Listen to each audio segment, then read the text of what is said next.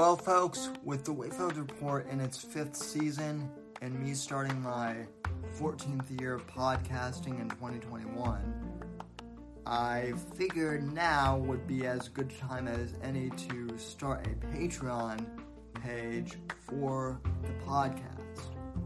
And I know everyone these days has a Patreon page who is a podcaster, but let me tell you what you're going to get if you decide to join the Whitfield Report Patreon.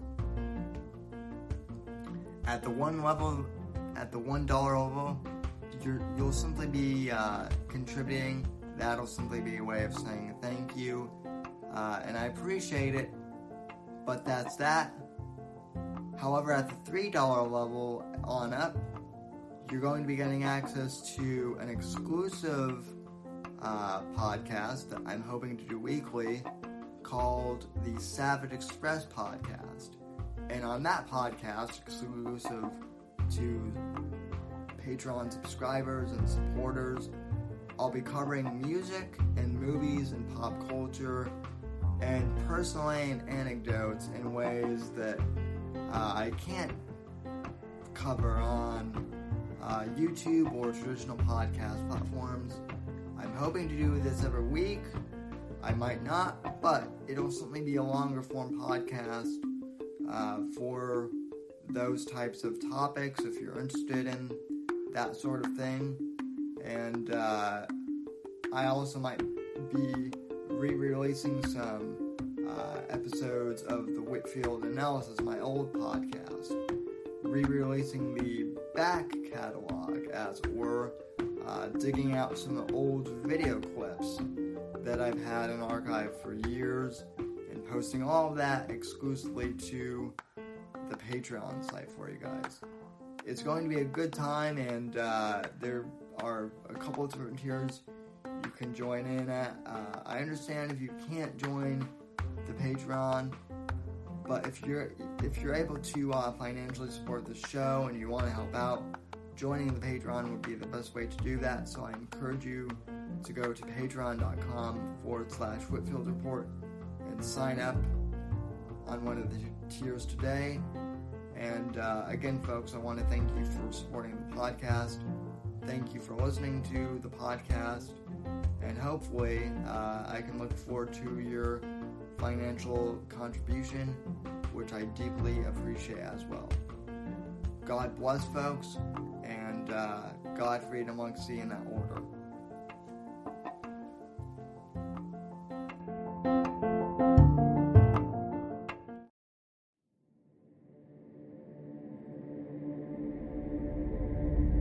Said Owen Benjamin tried to poison my lasagna.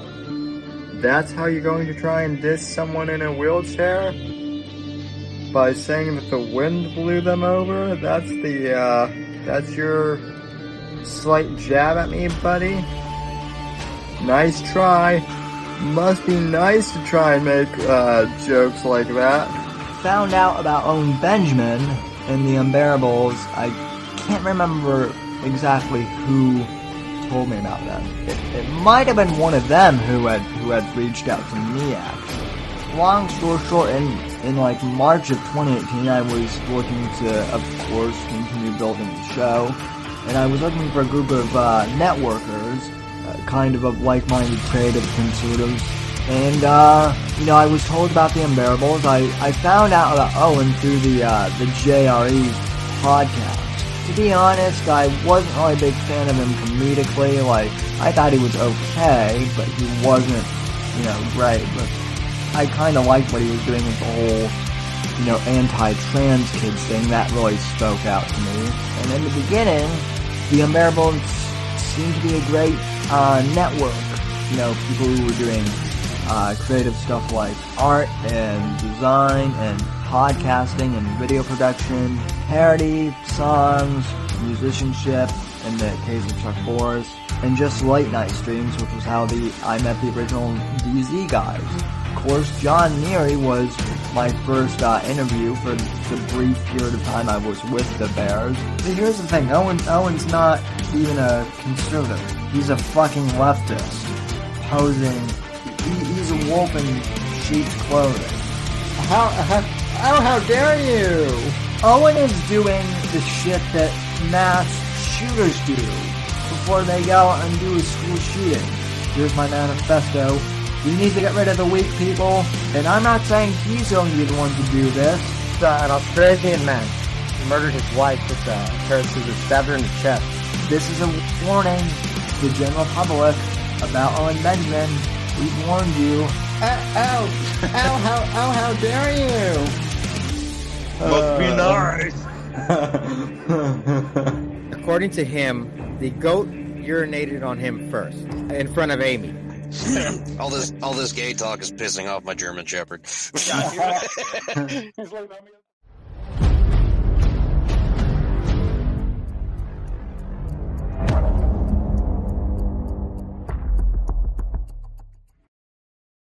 Alrighty, folks. Good evening and welcome to tonight's edition of the Whitfield Report. Sorry we're so late starting. We were supposed to start over an hour ago at 10, but long story short, YouTube and Google and all of those weirdos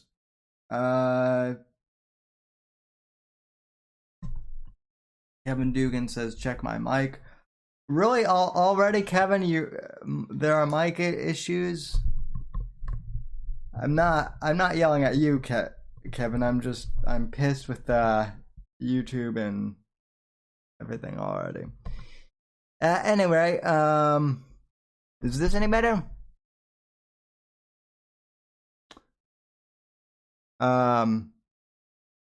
Anyway, thanks for joining me and joining the show. You can follow me on Twitter and Instagram at @somedipper_NDC. Hashtag Whitfield Report. You can follow me on Gab and Minds at Sam Whitfield. No longer on Parler. Yep, Parler is dead.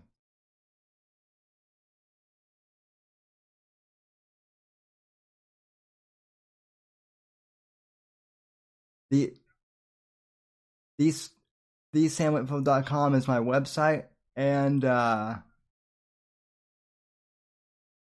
Facebook.com/The Whitfield Report, and also for the time being, you can still donate to Streamlabs.com/The Whitfield Report, and we deeply appreciate that. And I am joined by the good gentleman over at Versa Media, who they've been on mute on stream for the past couple minutes, but and I've been hanging over there on their stream, so we're kind of simulcasting.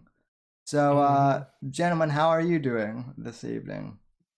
I'm doing all right. All right. You sure smell a lot like flowers. Is YouTube gonna take my shit off if I do that? Because I was doing a hanky poo thing. Anyway, whatever. I mean, hey, if you're imitating Herbert the Pervert, they're probably gonna allow it on YouTube. Well, it's not Twitter. It's close. Remember the kids stuff they used to have on YouTube?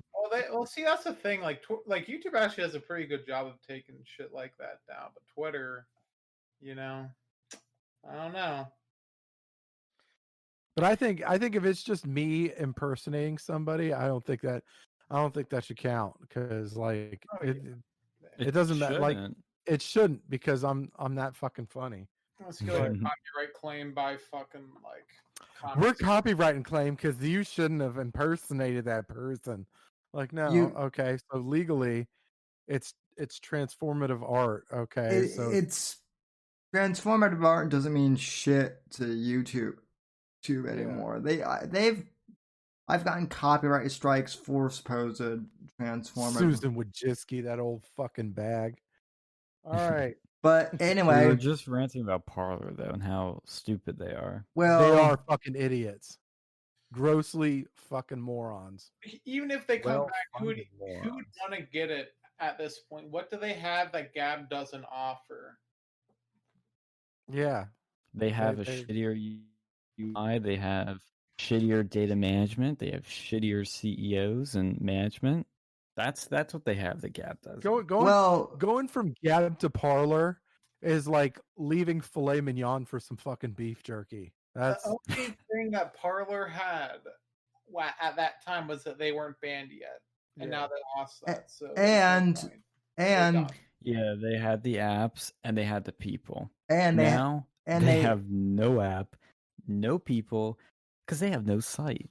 And they had fewer neo-Nazis too. That's true. Actually, you know what? Being on Gab, I haven't really seen the fucking neo-Nazis that everybody says is on the fucking platform. Like I've yet to see anything like wild and crazy on the fucking platform. Like I've seen it on Telegram. I've seen weird shit on Telegram. That's because Telegram has a far greater problem with that, without doubt. With Gab, because there's been this mass migration from Parler to Gab, the normies have outnumbered the crazies. And so it's more of how you'd expect it, and it would be for a free speech platform. Yeah. I mean, all I do is look, and I love Gab. I'm ever since I left Twitter and I've been on Gab, it's been fucking glorious. And all I do is just I make jokes and people laugh and we have a good time. Like somebody wrote like, I'm not a beekeeper yet, but I want to help repopulate the bees. What should I do? Whatever. And I had to be a dick, and I'd be like, look, I heard that feeding them any flower except for the wither flower will help repopulate the bees. Yes, that was a really shitty Minecraft joke, okay? Well, at least the wither flower. Well, at least someone's able to make jokes in these troubling times. So, gentlemen, since the last time we spoke, we have a new... I don't even know if I can call him president at this point. More like... don't be a Qer. Don't be a QAnon. No. Fuck those people. Fuck. It's really Trump in a mask. It's not really, it's not really. He's not really president, man. It's like a covert operation. Come on. And no, I've seen the off. It's Trump in a mask and a bodysuit. That's what happened. No. Have you seen this, Sam? Like, they literally, and I'll tell a personal anecdote of this. They literally think it's the movie Face Off. They literally think that. I know. I fucking look. I've heard. I think you actually like my tweet on this, but I shit you not. I heard from one of my neighbors who is into Q, who shall remain nameless. I know he listens to this show, so you know who you are. But for God's sakes. Okay, so the latest Q theory is that, like, Trump lives here in Florida, right? So no, he doesn't. He's in the White House. Well, we are to believe that when Trump left Washington and came to Florida, we are to now believe that Palm Beach, or wherever Trump lives, is now the U.S. Capitol, and that Trump is running the entire country from here, and that all those National Guardsmen and Marines and the armed forces in D.C., they're just on standby, waiting for Trump to give the order to retake the White House. Then why? Really? The people who stormed the Capitol. Then, like, why would they be arrested if this conspiracy took place? It's all part of the plan, Alex. Don't question it. I'd love to talk to one of these Q people about who actually believes in this. Don't know, brother, but trust the plan, and there's a plan in place, man. You gotta trust it. I mean, honestly, at this point, I am actually amazed at how, like, I'm not even mad at the cute people anymore. Like, I'm genuinely amazed at this point, like, how they can keep this ruse up, and like, they buy their own stuff too. That's the even more amazing part. They literally all believe this, this myth that they've concocted.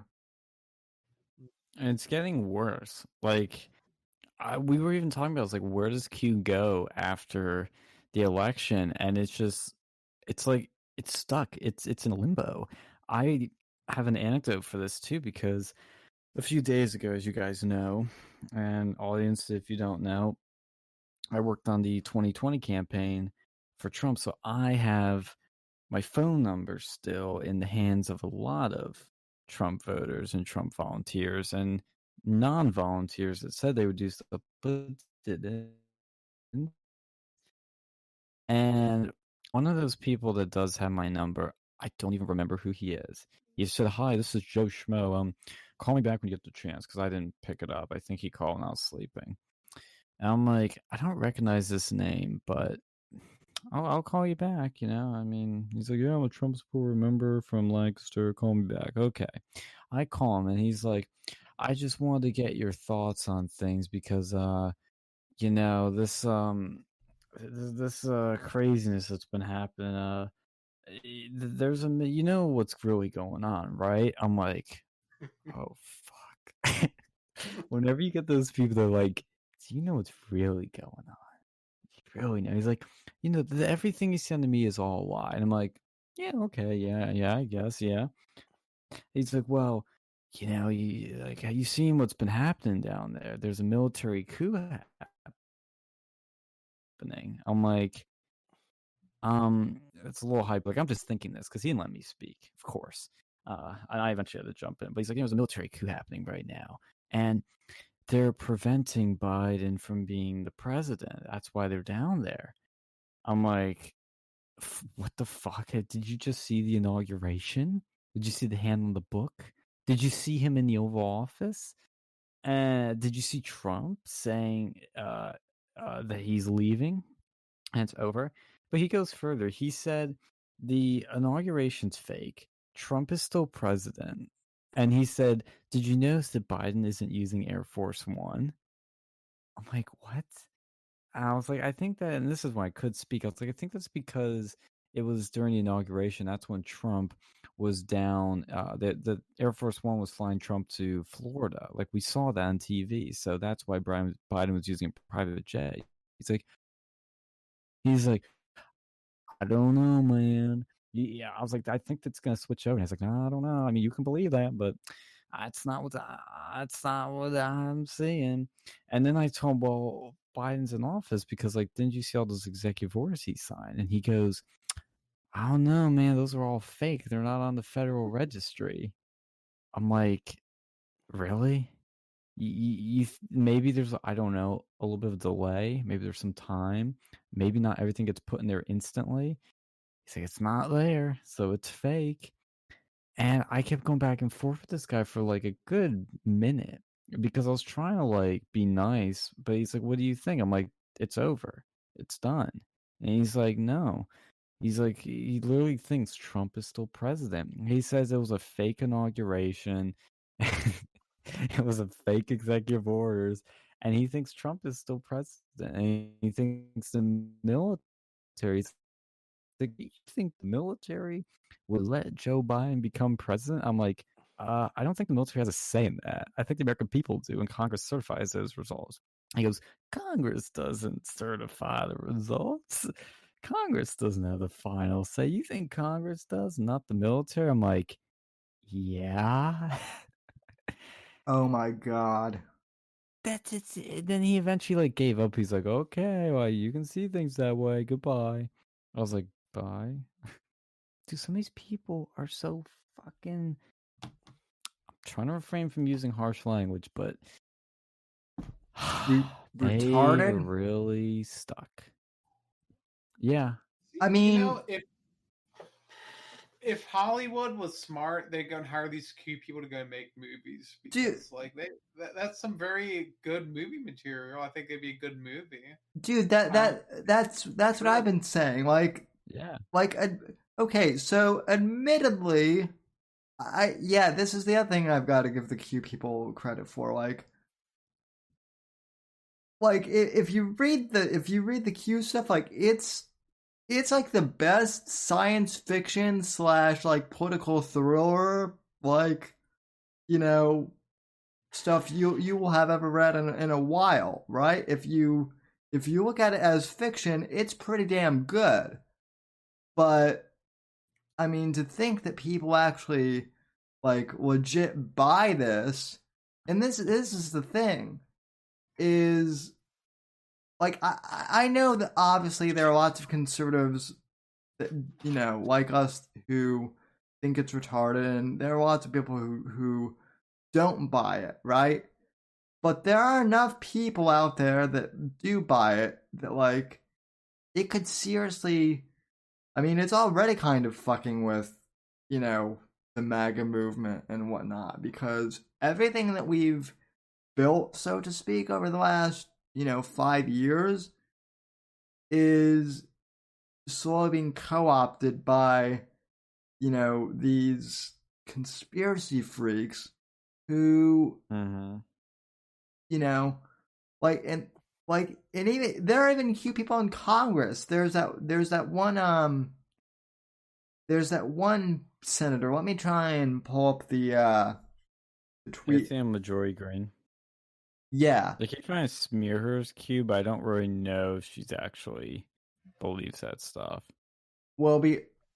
Oh, okay. Well, I'm hoping that she doesn't, because everything I've read, even from some of the more conservative blogs on our side, have said that she's that she does believe in Q, and something tells she kind of there's something a little off. I think there's something a little off about her. Whenever I hear her speak, in an interview or something like that, I'm always like, is there something off about her? I'm not. What do you guys think, man? Because I'm I look. Do you ever listen to somebody and you think something's just not quite right? You don't want to. I don't think they're I don't think they're really nutty per se, but there's just something that's not So I haven't really something seen a little off, just a little off.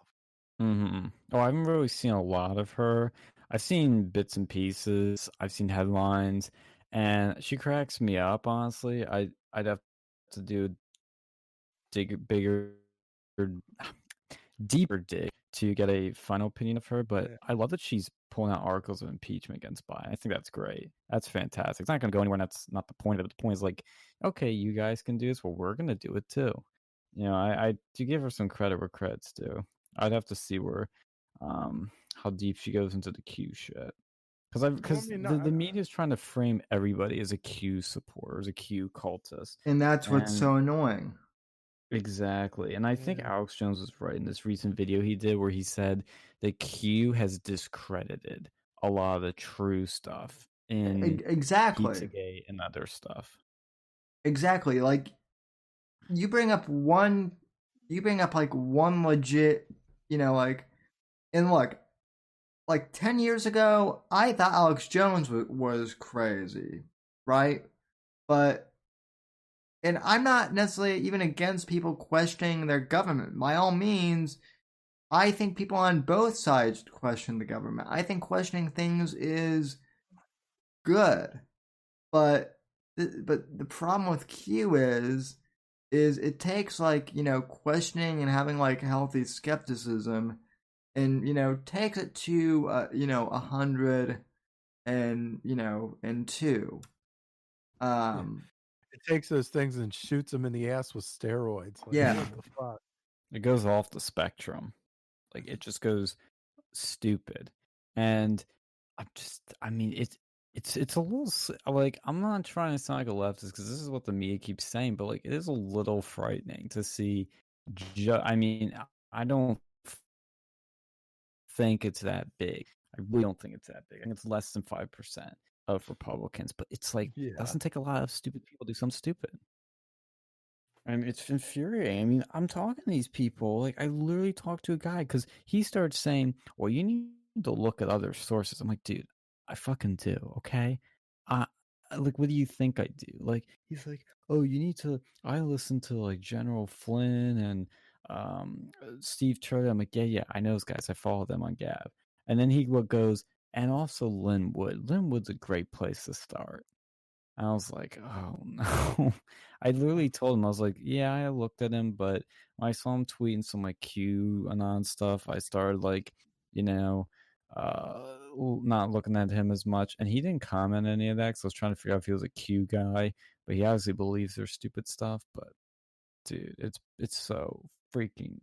This is why people call him Q-tards. Like, I just don't like.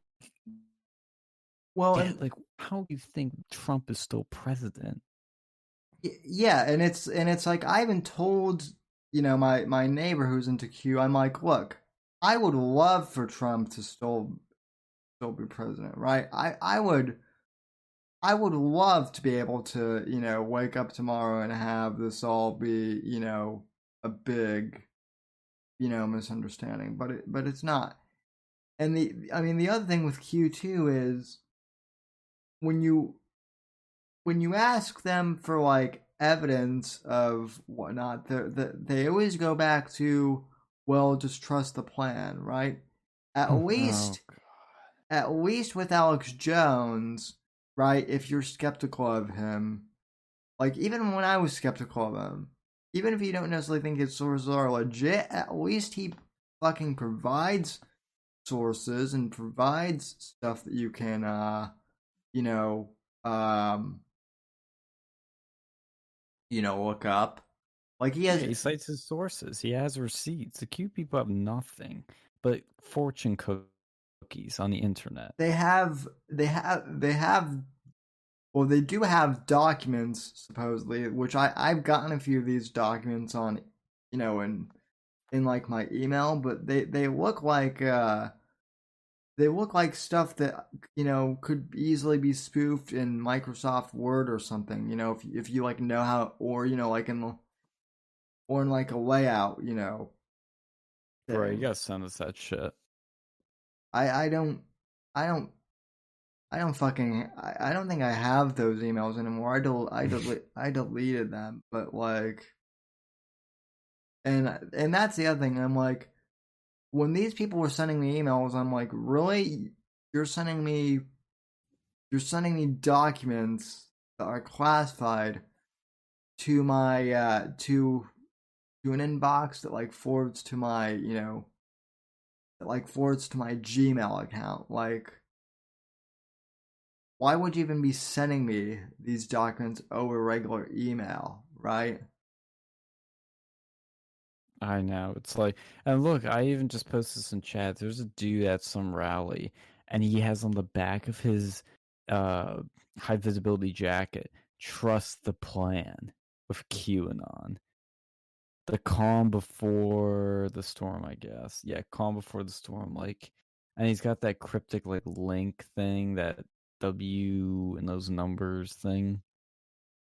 It's a call. It's so freaking weird. WG1 WGA, whatever that means.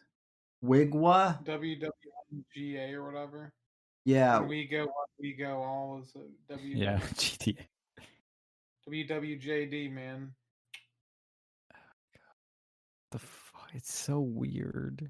How did that, like, I want somebody to, like, we were talking about like papers and theses, but somebody really needs to explore the psychology behind Q. Well, oh, go ahead. I was gonna say, I think part of it is that like it goes on those grains of truth. It's vague enough, like a fortune cookie, that you can put your own answer or meaning into it. But I think it really is. It gives people false hope, and I think the intent of it is to keep people as sheep. That's what the trust the plan thing is. Yeah. It's like, Oh, no. Don't worry. Don't do anything. Just trust the plan. Stay home. You don't need to vote. You don't need to be active. You don't need to protest. Stay home. Trust the plan. It's false hope used to keep Republicans from doing anything. Well, I'll tell you, I mean, I hate to be this guy, but I think Q might be a psyop, like a psyop op or something, because think about it. It's obscure. I mean, it's obscure as fuck. Nobody knew what it even was 5 years ago. Hell, no one even no one even knew what it was like 3 months ago for the most part. And it's been building and built. Dude, Q's been around for a long time, man. It's like Yeah. 2017 at least. I remember on 4chan or whatever, I think it was 8chan. They still had those threads up there, and then I don't know how it spread to the boomers, but some must have disseminated the forbidden knowledge to the old folks. It came through Boomer Book.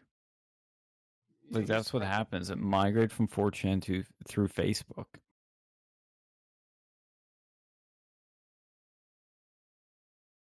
Yeah, I mean, but see, it's also like if you think about it this way, like if I were a leftist, QAnon would be the best way possible to basically discredit the right. You know, It discredits the right, and it also discredits all critical, like the out of the box thinking about the elite, about the Epsteins of the world. Like it discredits all that. yeah, I mean, yeah, exactly. Remember when like people were questioning, like even normie people were like questioning what happened with Jeffrey Epstein, right? And that's the other thing that annoys me is like Q is supposed to be all about like stopping pedophilia, right? And if and this is the other excuse I love. Well, if you're against pedophilia, then you must be for Q, right? And it's like, oh god. And it's like, of course I'm for stopping, pedophilia. But the way you stop pedophilia and by busting pedo rings is by giving law enforcement the proper support, and actually like calling the missing, persons hotline and whatnot. Like all these LARPers that like LARP as like anti-pedo, I bet they're the same people who, don't check the missing persons list or something like that. Like they're too busy LARPing online, to actually like check what's going on with their neighborhood. Like maybe join the neighborhood watch, people do something, other than like post on message boards. Not everyone has a neighborhood watch, especially after don't. that Zimmerman shenango, Do you guys know who Will Summers is? Yeah. He's writing a book on Q. Oh god. Fucking academics making books on Q. It's gonna happen eventually. Fucking academics, man. Will Summers though is a far left. I think we're in a really bad delay. Academics invade everything, man. They make everything seem like shit. Yeah, well, he's not really an academic. He's a far lefty journo. I think he works for Daily Beast, and he's known for, I think, allegedly, I'd have to check lists. I think doxing some conservatives, feeding stuff to Antifa. Like he's a pretty scummy guy. Gavin McGinnis did a hilarious roast of him at CPAC, the one I was at. I think I can still find the video. It's somewhere, but it's so funny. But he like how he fucking roasted him. But that's funny. I'd have to. His book might actually have some freaking merit to it. I mean, he's a total piece of shit, but like, oh, that's funny. It's like the one thing I might honestly have some agreeability on with the left is fucking Q. But they take it they take it to an extreme where they think we all are freaking Q people if we question the government or question the elite. But I won't dwindle on Q too much unless you guys want to, but we'll probably close our stream on our end at around midnight, maybe a few minutes after. Yeah, did we ever gonna go over that stuff with the 5 best things Trump did and whatnot, or you're not doing that? Yeah, sure. We can all do that. We can do. Yeah, let's do that. Are you guys free to stay on for the Whitfield report, or do you guys have other stuff you've got to do? We might be able to, because I know Phil and I were going to discuss some interesting developments that you I think we might be able to tell you, Sam. I'd have to check with Phil, but it's something that we need to discuss off air for now. But we'll do the Trump segment real quick, and we can each go say 5 things we liked, 5 things we didn't like, or the 5 best things, whatever you want to call it. I'll start with myself. Let's see. 5 things I loved about Daddy Trump. The wall, of course. He did build 500 miles. Yes, people go, oh, it's mostly repairs, but it was in places where there was like no wall, so it freaking counts. It's progress. It stopped a lot. Immigration was cut 50%. So I did the immigration general. One of the things I loved, he did the best he can on that, given all the roadblocks he had with Congress, screwing him over. Wish could have done more, but best he could. Number 2, I'd have to say, I'll throw in the Space Force. I know it's a meme. I know it's very American, but I think it's awesome. It's future thinking. It's legacy, legendary stuff. And I think it's one of the things he'll be remembered for down the road. Number 3, I'd probably say the economy. One of the best economies we've ever had, sadly. COVID killed it. Number 4, I'd have to say, I guess you could say, I'll say North Korea, because there's some historic breakthroughs with meeting with Kim Jong-un, really cool stuff with that we hadn't seen before. And number 5, I'd probably say is his bashing of the media and his, I'd say, modern presidential anti-PC attitude, using Twitter, the combativeness with the press, giving them shit. Loved it. I loved it so much. I know it's not a policy thing, but it's such a important and effective cultural, social force of destroying the credibility of the media. That's fantastic. Those are just 5 I can think of off the top of my head. I really love. There's probably a lot more that I'm forgetting. I might find better stuff. We'll do a reevaluation next week. But things I didn't like, I'd have to say, like, I guess his picks in his cabinet was probably the biggest problems I had. There were lots that just were bad picks or didn't make sense or didn't work out. And I understand it's hard to hire people. He's an outsider, but I wish he could have fixed that a bit sooner. But my dislikes are things I understand, but I kind of wish could have gone better. Another dislike I'd say is his last minute pardons. I wish he could have done some more ballsier stuff. That would have been cooler. Like an Assange or Snowden pardon, even though they probably really wouldn't mean a whole lot in all practicality, but it'd be a good middle finger to the establishment. Number 3, I'd have to say, God, it's getting harder, honestly, because I really don't have any big gripes. Like, I know a lot of people didn't like the bump stock thing, but I really don't care about that. I guess I could say, I guess the tech censorship, but even that really needs to happen through Congress, and Congress wasn't behaving. I wish maybe he could have treated more of Congress, but I don't fucking know what he could have done because Congress ain't gonna do shit. So I guess that's my number 3. Number 4, I guess I'd say his early messaging with COVID could have been better, and the communication with COVID at the beginning could have been better, even though I think the actions were great. And number 5, God, it's getting harder. I'm struggling. I'm not gonna lie. I can't think of a fucking 5th one. Or some of the things we were talking about before, Alex, that we may not have liked. I seem to agree on. What about that last executive order he did? Oh yeah, where he reversed the lobbying thing, the lobbying ban. I still don't understand that. The only thing I think of is that his people probably were struggling to find jobs, and that's why he did it. But it goes against what he was saying, and it was one of the things I really liked. So I put that one on there. I really was disappointed seeing that. How about you, Alex? I tried my best there. Yeah, things I liked. That tax cut that he did that gave me $1,000 in my pocket. I liked the transparency with medical companies. I think that was a very good move from him.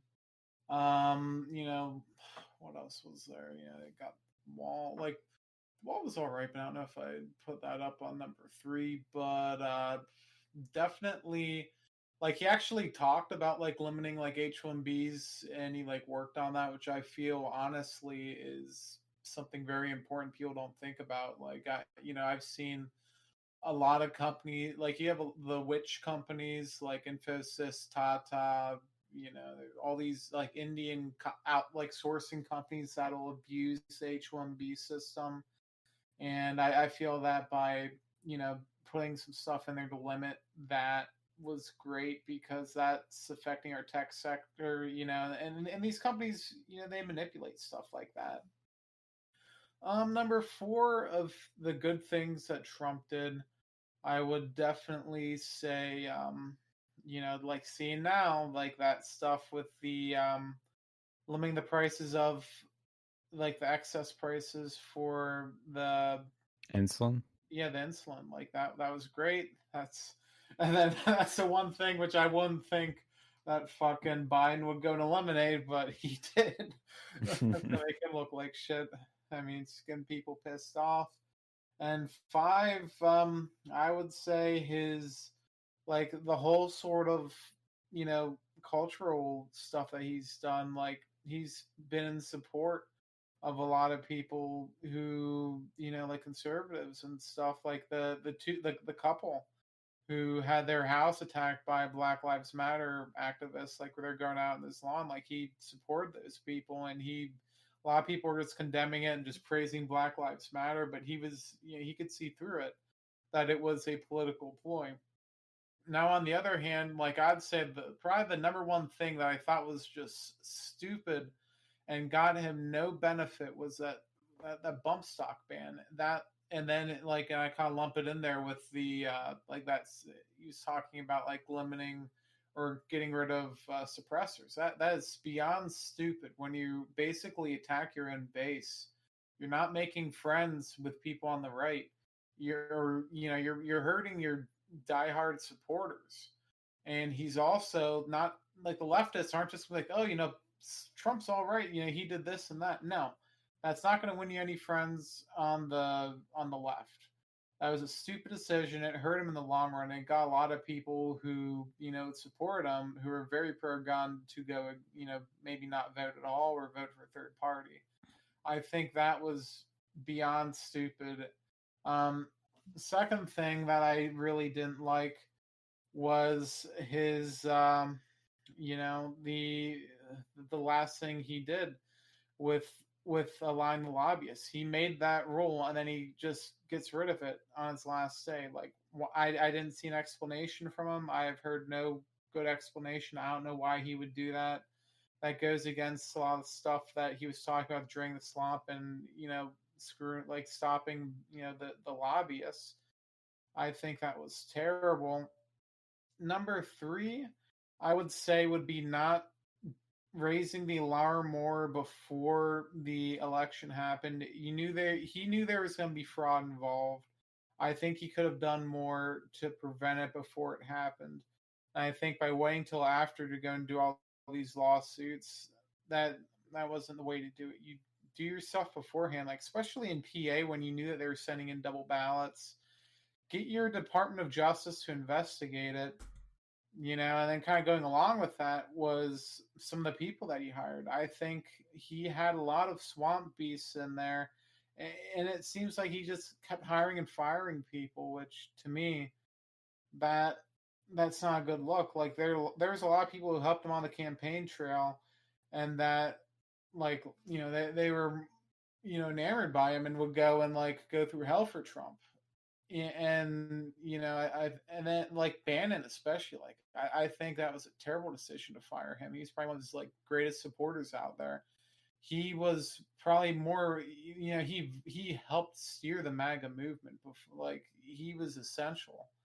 I feel that when he got rid of him, a bit of that killed a lot of the magic. After that, he seemed like he's started almost transforming afterwards. He wasn't the same after ban as he was before, in the Trump that I voted for. To a certain degree, it seems like maybe the swamp got to him. He came in with the best of intentions, and I think he's still better than any other president in my lifetime, at least. But I feel like the Trump of 2016 and the Trump of 2019 were two different beasts. I feel like a lot of that got sort of lost in translation. I think, what was that, 3?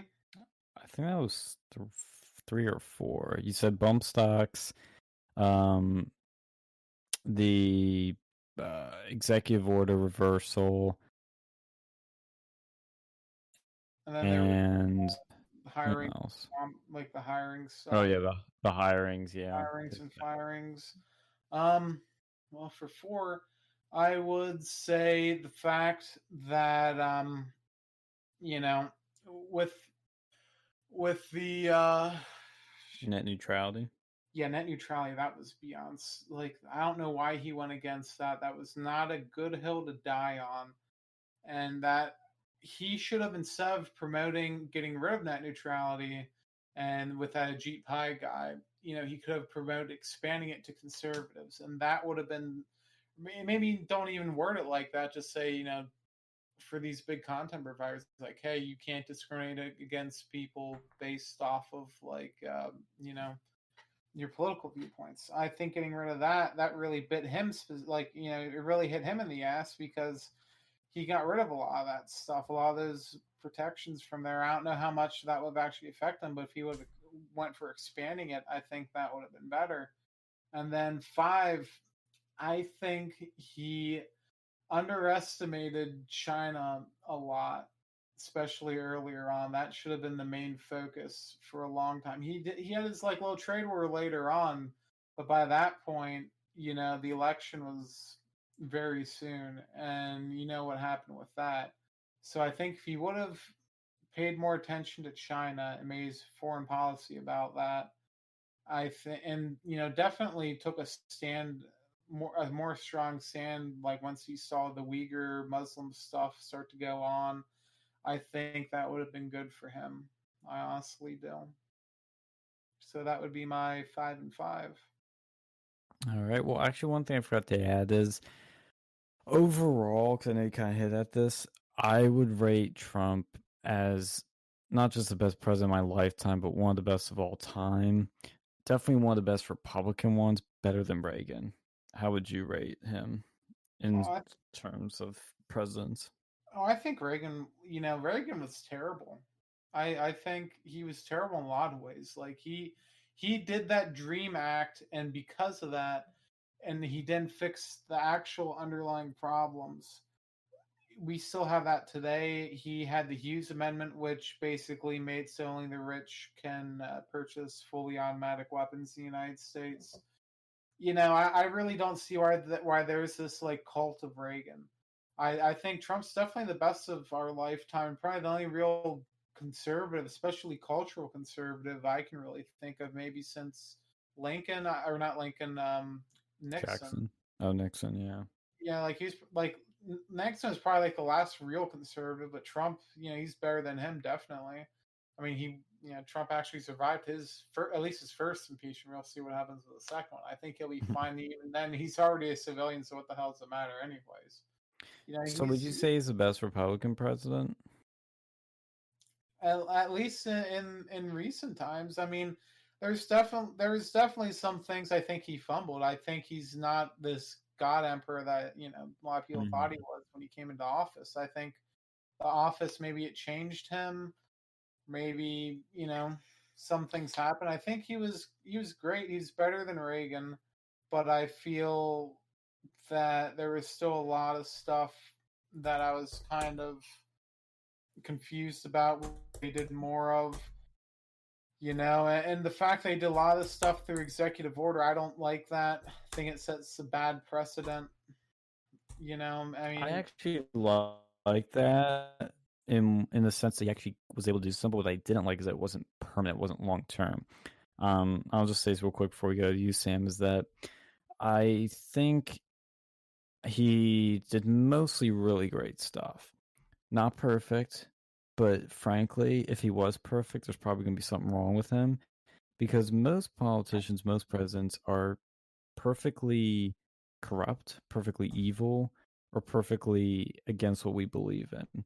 When you think about it, it I'm not making this as an excuse for anybody to interpret it this way, but the flaws in him show to me that, for better or worse, he listens to advice, he listens to all viewpoints, he's not narrow-minded, he's open-minded, and he's human. I mean, it's a hard job. I know what it's like to be in leadership positions and you do some people don't like. And there are things I think, like the bump stock thing, I get in the time why he did it. At the same time, though, it doesn't win him any votes. Did it lose him votes? I personally don't think so. And if it did, I don't think it was significant. I think it could be a handful of goofy libertarians, but I really don't think that was what people were going to vote on November 3rd with COVID everywhere and then wearing a mask. I don't think bump stocks were the thing. They were like, shit, I'm not going to vote for Trump on. I really don't believe that. But, it'd be interesting to find out what the effect really was that. But with China, I think he's done amazing with China, with the tariffs, with bringing jobs back and putting them in their place. But it's a short-term thing. Like, if he had 2 terms, I think that's the other thing to consider. If he had 2 terms, really could have put a dent in China. But China was hoping Biden would win, and he did. So China's playing the long game. And if he had a more cooperative Congress, I think his presidency would have been way more historic, way more cementing. I mean, I still think it's historic. I still think he did a lot of things that have huge long-term impacts, like USMCA and pulling troops out of these countries and stabilizing things with North Korea. But if he had a cooperative Congress, could have had massive changes to immigration, massive changes to big tech. And we did have some big changes to immigration, like really big changes, but the Raise Act still wasn't fucking passed. It was like such a basic thing, like English is the native language. More wall, all this good stuff, merit-based immigration didn't get through. So, how about you, Sam? Well, I'm surprised no one has brought this up, but probably the number one thing that I love most about Trump is how he handled the media and just totally dealt with them, and the fact that he lifted the veil on just like how corrupt Washington really is. Like, even if you didn't like him, you have to admit that, like, even if you didn't like him, he unveiled so much shit on just how messed up Washington was that, like, nobody likes it. And you can already see the media is trying to do damage control, like, oh, now that Biden's in power, the government is working again, but people aren't buying it. So, like, just the way he handled the media, just uncensored that way, is probably my number one thing. Number two thing, he fucking got rid of ISIS pretty much. Yeah, that's true. In his first, his first year. Yeah, in his first year. And I know, say what you will about, General Mattis, but, he was. That guy's become a real cuck. He was, but he has, but at the time, he was. Well, hold on though. I want to say that Mattis has become. Maybe politically he has, but I mean, Mattis is not a political guy. He's a guy that you go and basically, Mattis is a weapon. You point him in a direction and tell him to go kill, and he does that, and that's what Trump had him do. So at the time, he was the right man for the job, so I've got to give him credit for that. Third, Trump did wonders with, making the healthcare companies more transparent, similar to what Alex was saying. And then number 4, the border wall, like you were saying, that was great. And then number 5 was the fact that he really reunited the conservative movement again. And really, that in and of itself is a huge accomplishment. As far as things I don't like, I will admit that, while I like the fact that he was, unapologetic towards the media, I wish he had been a little bit more eloquent at times, and kind of dialed back the, it seemed like he was always in campaign mode, and, it was funny, there were some moments where I was kind of like, come on, Don, you can't turn it off for like 5 minutes. And then number 2 was the bump stocks thing, and I'm not like a huge gun guy either, Sean, but just the fact that he did it kind of annoyed me. Number 3 was the fact that I feel like he could have done a better job, maybe in like, like he had to have seen the January 6th, riots coming, and I feel like he let himself get blindsided by that a little more. And then, number 4, as far as things I don't like, it's pretty tough. But I would have to say, like, letting Jared Kushner in the White House, and just that level of nepotism, I don't know, kind of seems shady. So, and that's all I've got for things I don't like. With Kushner, I know this is gonna be an unpopular opinion, but I'm not the biggest hater. Oh, I feel about him. Oh yeah, man. Everything negative, that's just all Kushner. Just blame it on. See, I that's the thing. Like, you hear some things come out where Kushner's supposed to be push this and that, but like, I don't buy the idea that everything bad to come out of the White House was Kushner. Like, to me, that makes no sense. And he did do those peace deals, which helped stabilize things in the Middle East. Less involvement, less troops. Like, that shit's important. Those were historic peace deals that simmer things down. We don't have to be fucking like fighting there more. So, it's less conflict, less chance of nemesis. I like what he did for that, but at the same time, I've heard some shady stuff with like taking campaign money. So I'm very mixed on Kushner.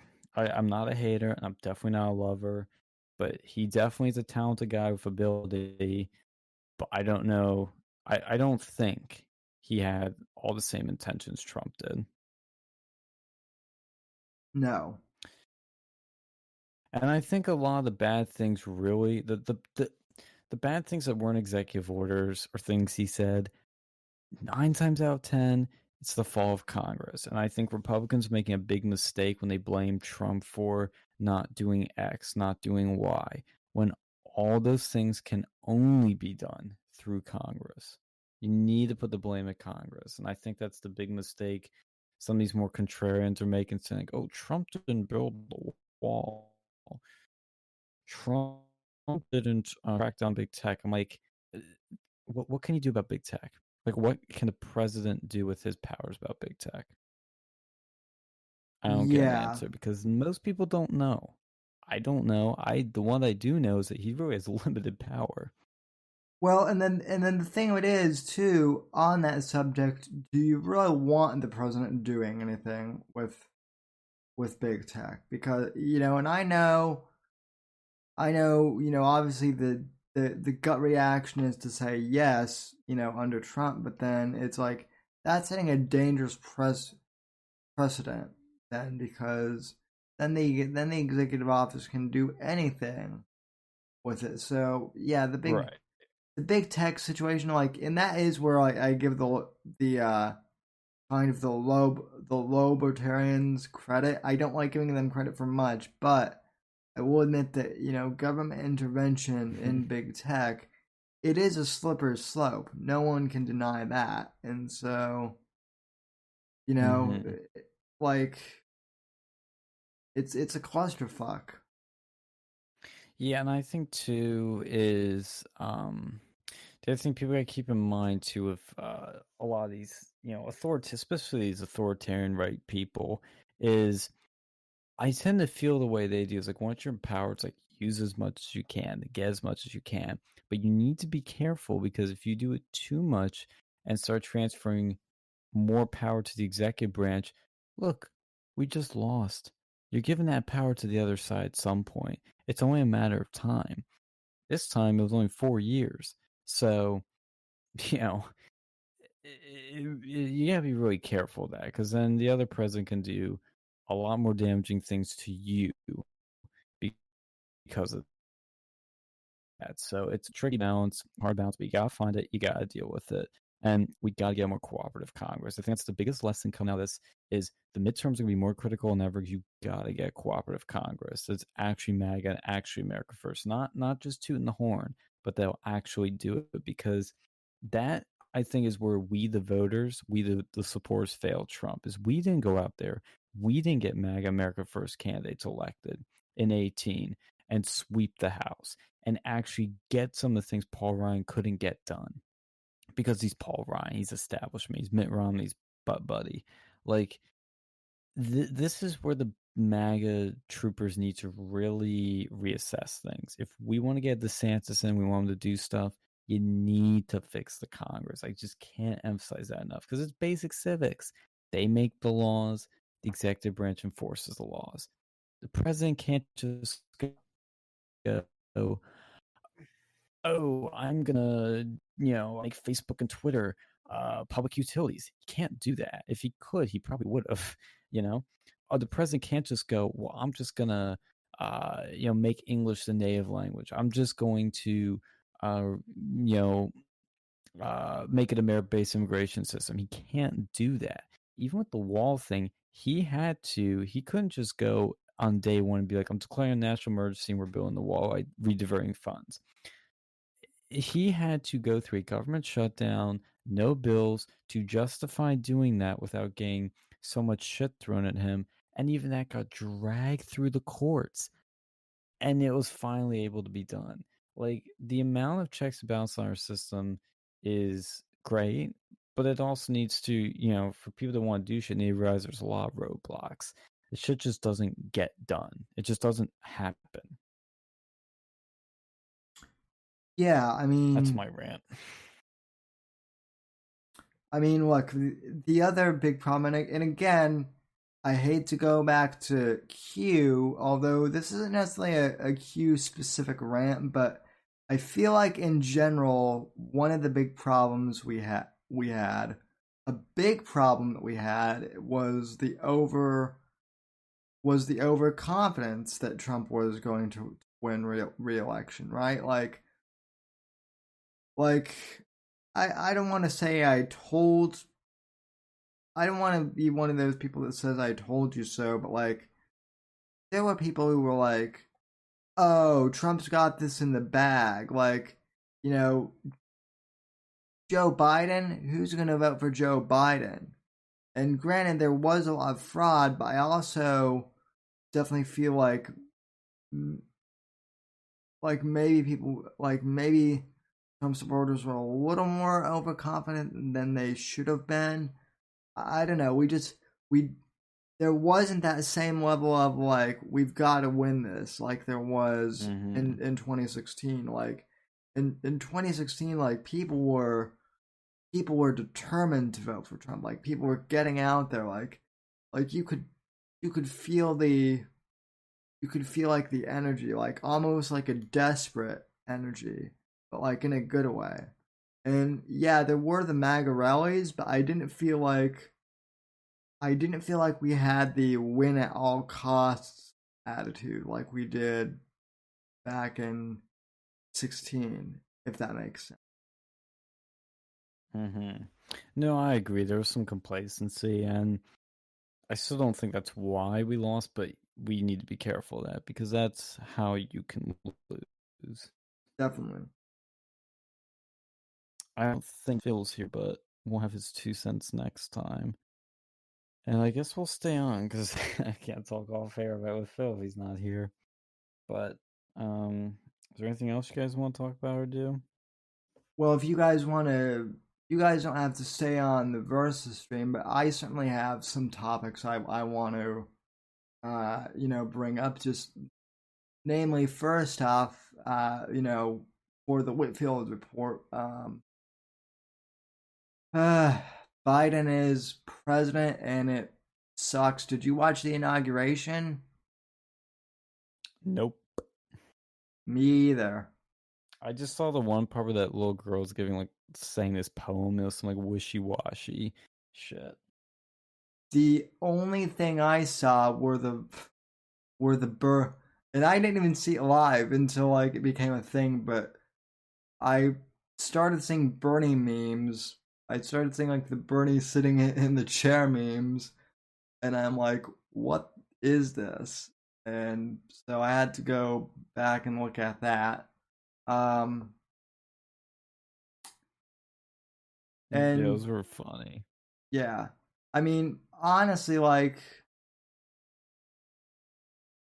Biden's already, screwing up big time, like basically moving like the armed forces like off already, but he's still keeping them there too. And what's that all about? Like that gives me a bad feeling that they're still there. Yeah, there's going to be thousands. We were talking about this. There's supposed to be going to be thousands of troops still in DC till mid-March.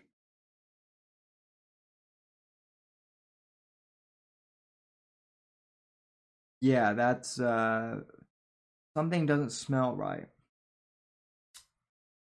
Yeah, it's really weird, honestly. And Phil was saying this comes right down to the mayor of DC who makes these decisions.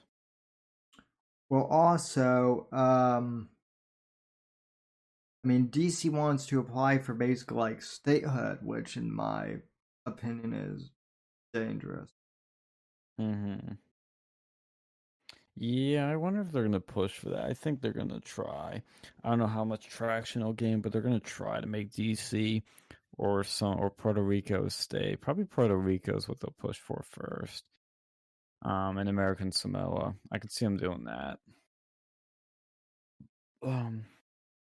But was there anything else you wanted to talk about, Alex? Because I know you were posting stuff in the news channel. Let me go and take a look. What did we got over there? Former ADT employees admits he watched customers have sex for years through their cameras. So that's a little bit awkward. Lovely.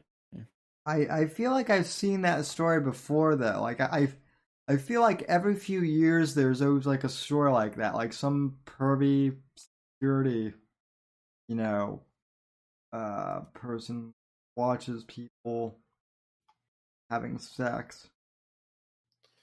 Yeah, this is for like ADT home security systems, so that's a little bit awkward. The new. Do we talk about the two mask new standard that they're making because of our little gay boy failed presidential candidate decided to go and wear two masks, and now people want that to be the new thing. You read? Oh, is that because of Booty Judge? Oh, Yeah. oh fuck no! It's hard enough to breathe with one of those things on, and I'm sorry. I know Jeff the liberal will say it's not that tough, but trust me, it is. For me, like the first, I'd say like, well, when we were when it started, it's like March, April, May. I was like the first few months, like guys grow up. This isn't a big deal. Like, I mean, Jesus, if all the hills considered are dying on, it's wearing a mask. At this point, how many? What, a year later? Now it's starting to annoy me, and I'm like, yeah, this is gay shit. Oh, and it was like in the same article I saw another one, a link to another article that says, "Is mask slipping the new man spreading?" Dude, I see on women they put their mask all the time. If that's the case, then I'm guilty. I'm guilty as fuck of it. Like if I'm like in a super crowded area, like yeah, I'll wear it then. But if I'm in my neighborhood, I don't even wear one. So like yeah, it's Yeah, and the other thing too about the double masks is I'm seeing Booty Judge is wearing, it could be an N95, but he's wearing a surgical or N95 and a cloth over. If you're wearing an N95, you don't need a freaking cloth mask over it. That's just some like elitist virtue signaling right there. It's like, oh, yeah.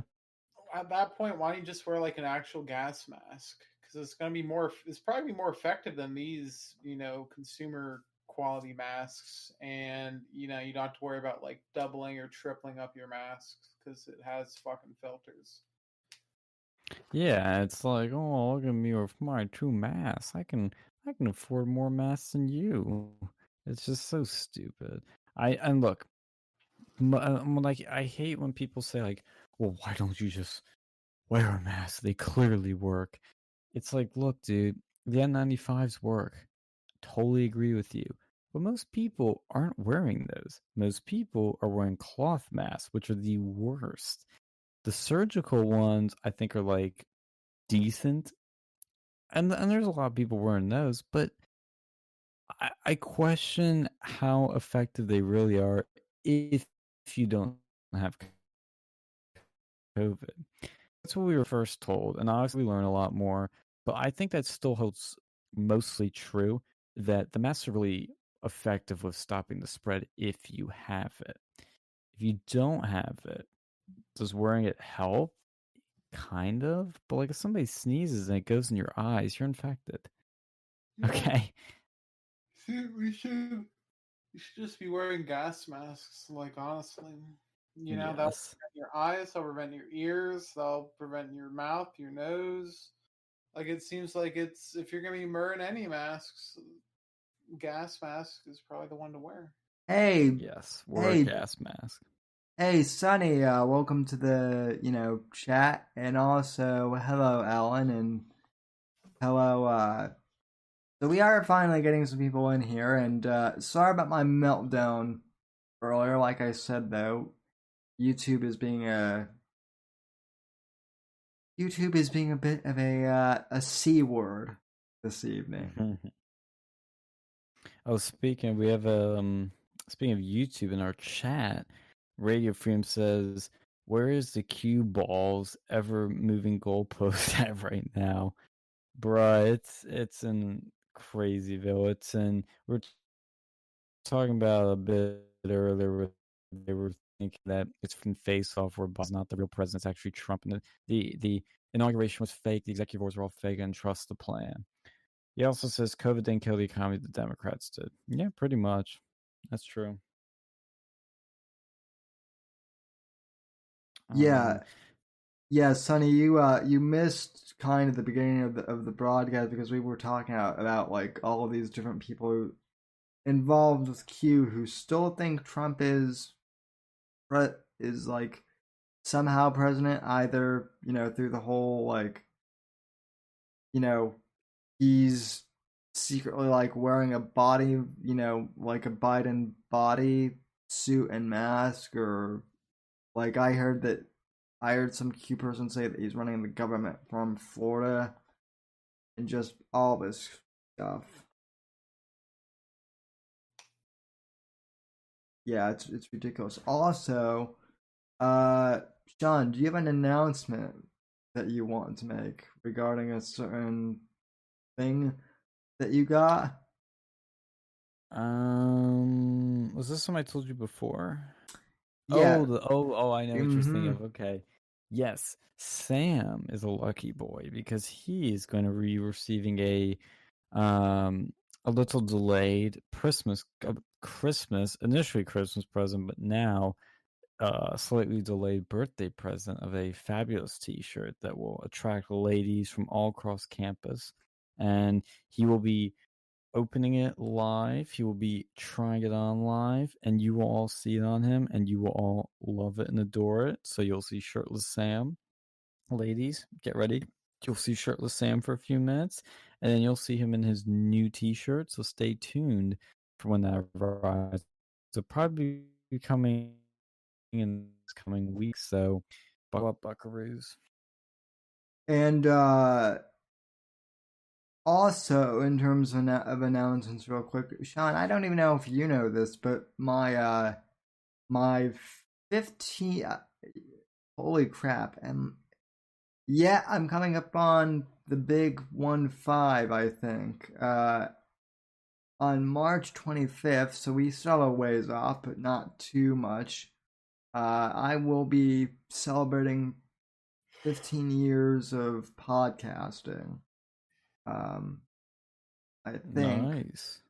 Still relatively technically, I've only had the technically like I've only had this YouTube channel for like 2 years, but if I'm including my entire podcasting career, it's been 15. So hopefully in about 5 more years, if I'm still on YouTube, if Mommy Susan hasn't kicked me off before then, I'll be monetized.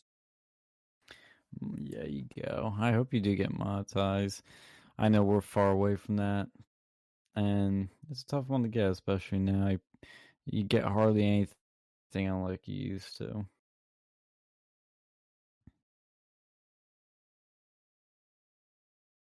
Yeah.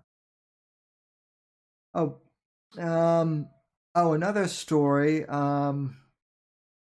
I think I posted this in Versa in the news section, but basically the Fire Gina Carano hashtag is trending again.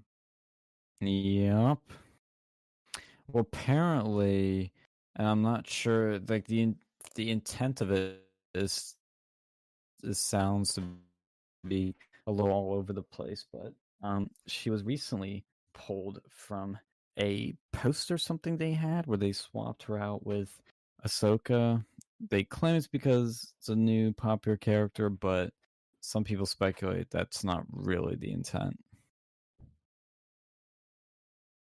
Well, so there are a few things that are going on from what I heard. Part of it has to do with the fact that there's this new series coming out on Disney Plus called Star Wars: The High Republic, which is essentially, as near as everyone can tell, is just like it's supposed to be set like before it's supposed to be set like 200 years before like A New Hope, so before the prequel joined and all that, but and before the Old Republic, I think. It's like a bit after the Old Republic era, but like before the prequel era. So like, yeah, I think that's actually it. But basically, every single reviewer I've basically like every comic guy I follow basically says it's basically like peak SJW in Star Wars. The point where like it makes the sequel trilogy look based, which is a joke. So, so there were some critics that were basically like tweeting out criticizing the High Republic book that has just come out for being too, SJW. And so Disney sent out this tweet saying that like it's wrong that people are harassing, this author, and Lucasfilm stands for diversity and inclusion. So in fact, let me pull up my tweet from earlier, because I think you guys, we talked about this on one of your shows from a while back. So and also Pozo was getting in this beef. I was posting some articles. I think it was specifically, I think it was about some of the black supremacist stuff this person said and anti-white stuff, and Pozo's getting a beef all the Star Wars fans. Okay, so let me see. Okay. Yeah, the tweet was, our Star Wars community is one of hope and inclusivity. We do not stand for the bullying and racism. We support Christina Ariella. So. Yeah, and that's the one who I guess has written the book and who has also written this entire New Republic series. So then I went on Twitter and I quote tweeted that this morning, and I said, so please explain how erasing John Boyega from Chinese marketing is okay. Letting the cancel culture mob go after @Gina Carano, and keeping Pablo Hidalgo on board after he publicly mocked Star Wars Theory on Twitter for having an emotional reaction to Luke Skywalker. How is any of this inclusive? So, yeah, that's my take. And I guess they also forgot James Earl Jones's birthday. He celebrated a birthday recently, and Lucasfilm said nothing about that. So, yeah, they're really inclusive. Yeah, I know, it's so ridiculous, and they were, that Pablo guy is a real jerk on Twitter, and it's extremely hypocritical. So, you know what? You guys are gonna get the hate you deserve for this High Republic comic, shit show, and then the show that adopts it too. They're gonna get a lot of hate for it. It's apparently, like you said, worse than the sequels. The Mandalorian is really the only thing keeping like Star Wars relevant right now. And I mean, I hate to say it as a lifelong Star Wars fan, but like a lot of people, I'm starting to lose interest in the franchise outside of Mandalorian. Oh, absolutely. Same with me. It's just sad. We gotta get Alex to watch that Rise of Skywalker together. No, well, if we do, we all need to do it drunk, or we need to like. You know how Sean is. Well, yeah, I can't participate in that. Okay, well, can we get you high or something? Because that's a story for another. Because no, I've never been high for anybody. Because Sean, like, forcing you to watch like the Rise of Skywalker sober, that just seems like you're my friend, and I don't want to be cruel to you. And So put me under that torch. I wouldn't even make Apex watch that sober. So Yeah, it's rough. I mean, I have the Disney Plus, so one of these nights, we're, Alex and I, we got to do a Discord stream and subject ourselves to that monstrosity. we'll count me in. I'm all for that. So Oh, you can hop in too, and you'll have a kind of the same experience I will with Last Jedi, which is like you think it's bad the first time, and then you watch it again, and you find more things wrong with it, and you realize it's even worse. Like there's just like this one stupid thing. Like, this isn't a spoiler, but it does this one really stupid thing where they get this knife and it matches up with a particular thing, like the pattern of it, something that's been destroyed and there's a wreckage of it. It's the most preposterous thing. Like preposterous. And it's made the cut into this movie. Eee. Sam's still alive? yeah, I'm still here. Alright. Um, I'm letting you run things now since the Whitfield report's on. yeah, I mean, so basically, I mean, where do you think we? My question is for you, though, Sean. Where do we go from here as far as as far as the Republican Party, as far as the culture war? Where do you see us going from here? Because like I've been trying to think about that. I've been kind of looking at my show notes on my phone, and here it is, like almost 1 in the morning, and I'm still like I try and be the optimistic guy, but honestly, I am kind of coming up with blanks other than to just laugh my ass off at everything that happens for the next 4 years. Well, we were talking about this a little bit earlier, and I think it's a good way. That'll close out our stream too. To go full circle is that the future is more Trump, more nationalism, more populism, more Trumpism. It's I think people we got what we wanted in 16. Trump mostly delivered, given all the circumstances. Like I was even just reading through the border wall Wikipedia page, and the amount of times he got stopped and blocked from the day he stepped in the office and signed executive order to build the wall till now with almost 500 miles of wall. It's remarkable he got as much done as he did, like trying to go around them in every way possible. But people love what they got and they want more. They're hungry for more populism. And the future is more nationalism, more populism. Like it's going to go up. People want more of it, probably even some more extreme forms of it, especially after the 4 years we're going to experience now. So, really, and I've said this a million times, I'm going to keep saying it till it actually happens. You got to fix the Congress. You got to primary the rhinos with America First, MAGA populist candidates.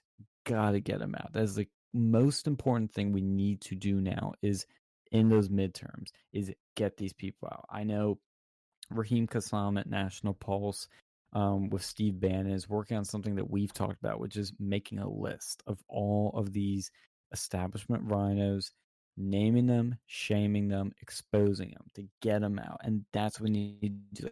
Like Mitch McConnell needs to get primaried. That guy's a traitor. He's a big, massive traitor to the party. He needs to be removed. He's a disgrace. We need to be more aggressive. We need to organize better. We need to be smarter. I'm going to be doing stuff on my own with the help of friends and working with other people. Like I'm going to be working on this Uncensored America organization that hopefully, when it's all said and done, has speaking events with when COVID's gone and exciting events that are free speech, that are bringing back the voices that we want to hear, that people want to hear, and bring back sort of that populist culture war on colleges. I'm doing something. I hope everybody else is going to be doing something. I know it's going to be scary times because We're gonna be purged. We're gonna be censored. We're gonna be, what's the fucking term? Persecuted like never before. But I understand a lot of people are gonna have to keep their heads low, but you can still share shit. You can still email stuff, post stuff on Facebook, Twitter, share with your friends. You need to keep them informed because it's an information warfare. I mean, it's not physical warfare is stupid. Okay, it's to think that we're going to be heading towards a civil war. Anything physical is a fantasy. You need to get out of it and focus on the information warfare. That thing at the Capitol, yeah, it accelerated the information warfare, and maybe there is a time and a place for physical confrontations. But like, let's be real. Getting involved that stuff's going to get you killed or locked up or poor for life and bankrupt. Yeah. So focus on the information warfare to get rid of the cucks, pretty much. Purge the cucks with information warfare. That's my message. And everybody can do it. There's no excuse you can't do it. So we got to get up. We're strong. We can do this. And just soldier forward. Yeah, and use alternatives. Sounds good. And also, look, I know that, people are saying that Gab is the go-to place right now, but also I would highly encourage people to check out Minds as well. I just verified my channel over there. And yeah, get on everything. Get on Telegram, get on Signal, get on Gab, get on Minds, whatever's out there, get on it, get familiar with it, build your audiences if you're a public figure. And if you're just an ordinary Joe, like one of the best ways you can help is campaigning. MAGA first candidate local or at your state level, go door knocking for them. Like, get out the vote. You gotta do stuff. I love what Scott Presler says, which is stop talking, start doing. And that's the attitude we need to have, because that's what we did in 2016, and we overcome the most immense odds, I think, in any campaign ever. I was when we won in 2016, the day after. I really wasn't that shocked. I mean, it was surreal. I was loving it, but I thought it was going to happen. Looking back, seeing all the barriers we have, I'm more amazed today that we won up against all that. Yep. I am too.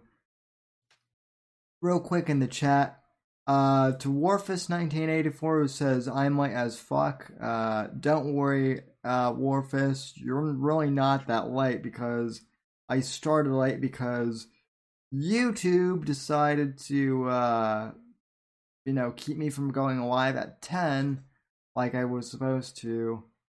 But I also guess the fights are on tonight, so that's why Apex didn't show up, because he's watching the stream. Or he's watching the McGregor fights. I don't know. Not to change the subject, because if you want to add some of this, you can. But one other thing I was going to mention is that Larry King passed away today, or technically yesterday. Oh yeah, that's actually in my show notes too. Well, I mean,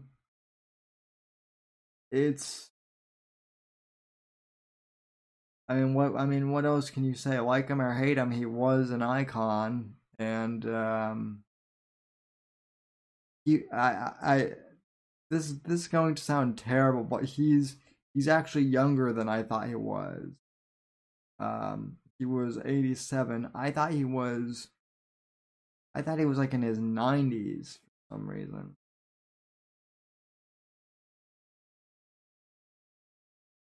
Yeah, definitely. I was just checking the thing. I know I'm changing subjects again, but when Trump did his farewell speech, he not only was playing his typical like Trump rally music, but I forget which song he played when he was coming on the stage. But when he was flying away, he had blasting on the speakers "My Way" by Frank Sinatra. Oh yeah, I saw that. Fucking amazing. Like My Way is one of those songs that like gets me emotional anyway, just because it's like one of those songs that does. Like it's it's the one guy song for guys that like will make like, the manliest man feel emotions, right? And then, just like I saw a kind of a commercial or like a video that someone put together of basically like a montage of Trump's 4 years in office with I've seen My that. Way. And Yep. I have to admit, I may or may not have choked up. I might not have because I'm a tough guy. But Yeah, it's the feels. Even tough guys have to have feels sometimes. So Oh no, I thought that video. I remember watching that during the campaign. It was like a great reminder as to why I love the guy, why I love the movement, why I love the ideas, and why I love what we're doing, why I'm doing what I've been doing, and it's awesome. And he also played that song during his inaugural ball with Melania when they were dancing. That was the song he picked. yeah. Fucking perfect. And I've always liked that song, but I've grown to really love it. It's a beautiful song. Well, Definitely Frank's one of his best. and Frank was friends with Reagan too. I saw something when I was Googling this, but I don't know if it's true. Apparently Frank Sinatra hated Trump. I've heard that, but then like I've also heard in recent years like Hugh Hefner supposedly hated Trump, even though there are like literal photos of like Trump at the Playboy Mansion and like them shaking hands and being like all buddy buddy. So like I don't know because like they're all these celebrities who are like, well, I hate Trump, and it's like you go back 20 years and you can find a photo of him at like some dinner party or something, and they're they're chumming, they're like clearly friends or something. I mean, and Trump is another perfect example of you find out who your real friends are pretty fast, right? Because like before Trump entered politics, like when he back when he was just a celebrity, like everybody loved the guy, right? Like, yeah, he was a little goofy, but like no one, like, just the whole Trump derangement syndrome wasn't a thing. God. Well, and I'll this a bit, and it comes from Nancy Sinatra, Frank's daughter. She does hate Trump publicly, and she claims her father did too.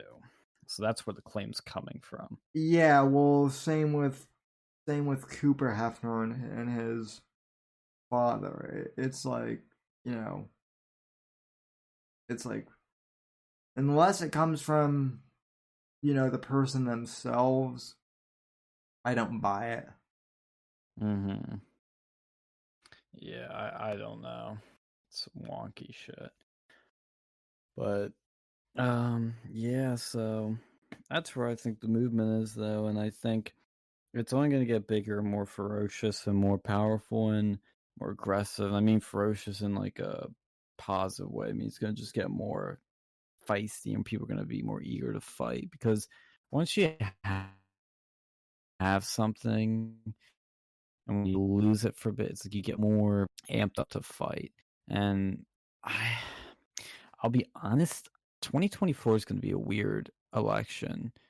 Kind of like how the Democrats really didn't know who they were going to put up for 2020. I think we're going to end up in that same boat because Nikki Haley's going to run. And she's terrible. She's not going to win. She's never going to become president. She's going to be the new Jeb Bush. Will Trump himself run? I think it's still up in the air. Will a DeSantis run? Maybe. But I think if a candidate's really smart, I think they need to wait till 2028, personally, I think. Could be wrong, but I think 2028 is when the pendulum's going to swing back completely. Well, and like that's the other question too, is like you know, like I know we say this every time a Democrat gets into office, but like I've had listeners, and some people in this chat DM me, with like concerns that we're not gonna have anything left by the time 2024 is around. And look, I like to try and be optimistic and say that yeah, of course there will be something left. Of course, maybe we can win in 2024. But you know, like I said in your chat, like it's only the first week, and it's already the first week of Biden's administration, and it's already been a shit week, and we're already going Well, downhill. that happens with every president because on their first 100 days, they try to do as many things as possible. Like, that's pretty typical. I mean, what's disappointing, of course, is he's reversing some big things, like he's stopping the wall from going any further. But I do agree with you in some ways because Alex Jones went off on a rant the other day that's been going viral where he's like, "It's over, folks. It's gone. They're taking your bank accounts. They're going to shut down your power. They're taking everything." And I think what's going to happen is you're right.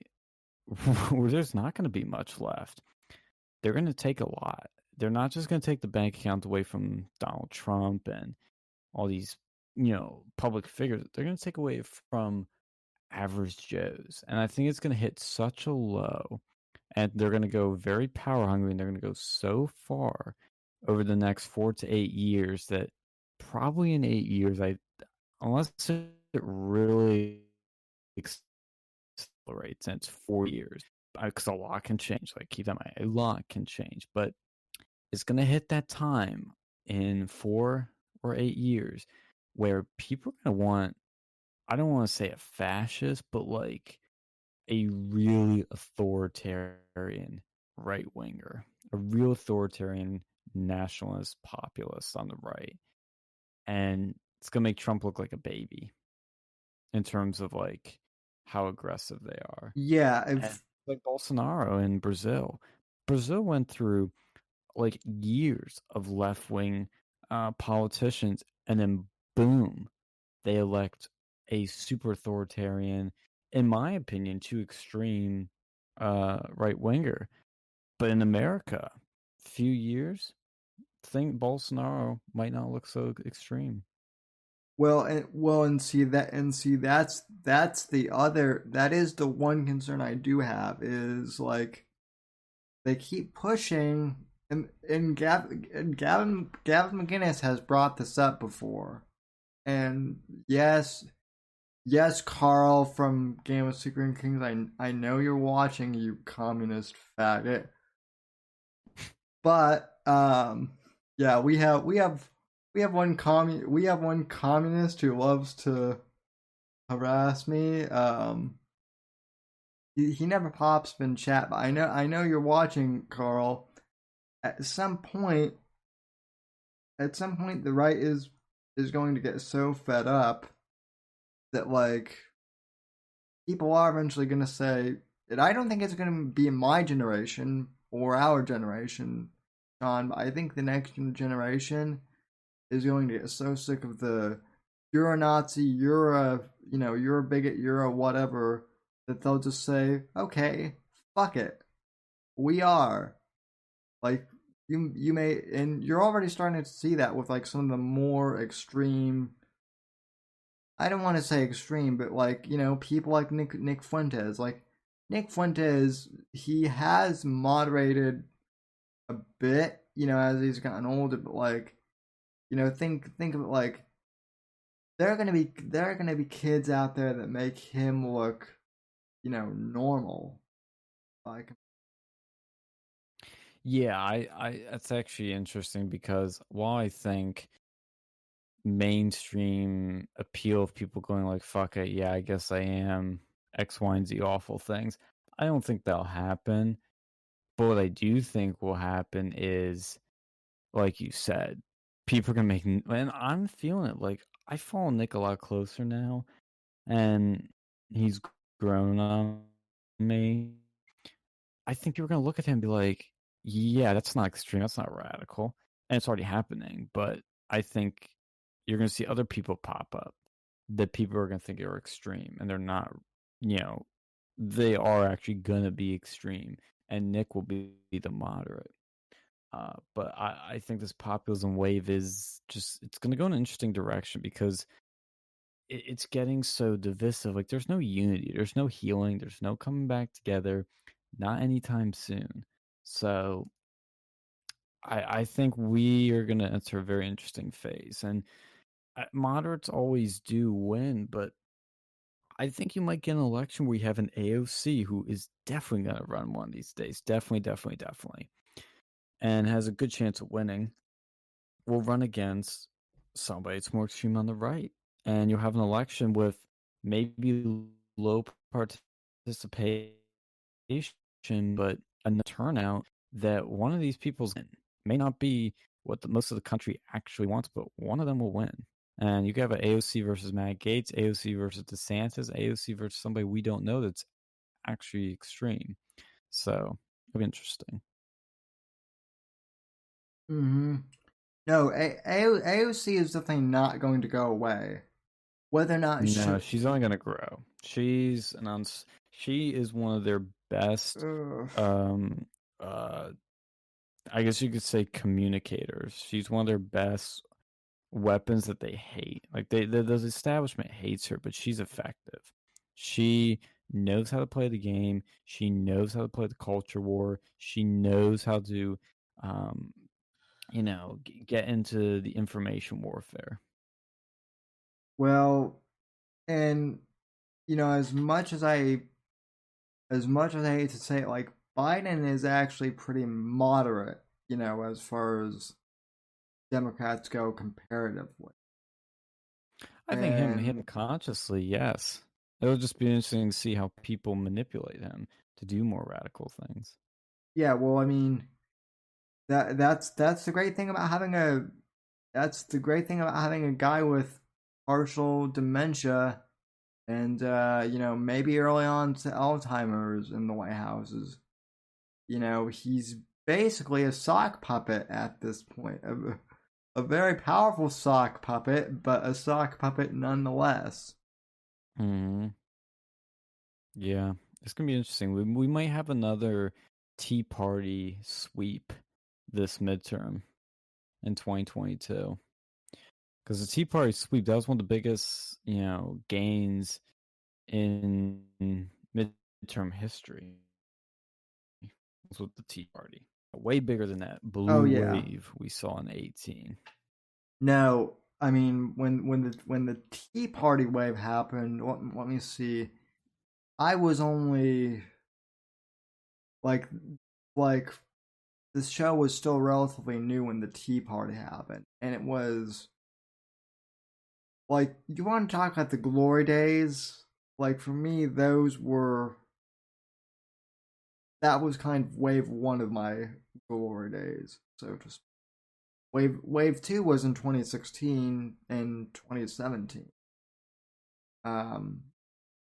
But yeah, I mean, the Tea Party wave of 2011 when Andrew Breitbart was around, those were the fucking rock star days. I remember too, because the first president I really remember was Obama. I remember watching his version in, I think, 5th grade, and I remember the Tea Party. I remember the Obama some posters where they made him look like the Joker, and I remember Sarah Palin. I remember all that shit, and I remember thinking, you know what? Because I always was like, said, "Oh, I'm an independent," and it's like, yeah, it sounds pretty gay now, but I was like, "Yeah, I'm an independent. Both parties suck, man." But it's true. I mean, like, even today, I still really believe both parties, the establishment, suck. And I remember seeing the Tea Party people. I'm like, you know what? I like that. Those people I agree with. Like, these are the people. I love this shit. Like, I'm seeing their signs. Illegals go home. Feds, do your job. No more illegals. And that was one of the big things I latched onto as illegal immigration, because I thought it was the dumbest thing that we were doing as a country. So The Tea Party was like the prologue to Trump. Yeah, there were things before like Ross Perot and Pat Buchanan, but the Tea Party was like the first major prologue. And Trump spoke at Tea Party events. Like he knew what was going on, and that was the real prologue. I mean, Trump is just chapter one. Like this is the populism wave finally starting up, and I love it. I love populism. I love it so much. Mm-hmm. No, I just honestly what I like I said, I love the fact that Trump just loves to fuck with the media, and whatnot, because Me too. at the end of the day, like I've got to tell you guys a secret, okay? It's my deep dark secret that people have kind of heard before, but my secret is I'm not really a political guy. I'm not. I'm more of like a pop culture guy. I'm more of a nerd who, you know, I used to just like to joke around with my friends and tell jokes and make politically incorrect, jokes and talk about, you know, uh, boobs and chicks and all the stuff that you do when you're in middle school and high school. And then as soon as like and I mean, my friends and I would also like rag on each other all the time, like, we'd call each other faggot and like, gay and retarded, and like, my friends would always give me a hard time for, they'd call me a cripple, and like I would even roast myself sometimes, and like just harmless stuff. But as soon as I've noticed it started to get like really bad when I was like in 8th grade, like right as Obama was starting to run with like the whole, oh, you can't say that anymore. Like, when they started coming after like jokes and just like, just like middle school kids being like normal, I was like, okay, what is up? Like, I didn't do anything, right? And so I started to like look into more of like why people were acting so weird, and I started to kind of discover what cultural Marxism was, and that was what happening. Political correctness is cultural Marxism, and it does, happen. And that was kind of when I started to wake up and realize, okay, this is not just political anymore. This is also coming into the culture, and I need to do something about it. So I fucking did. Mm-hmm. And that's how. Right. Yeah.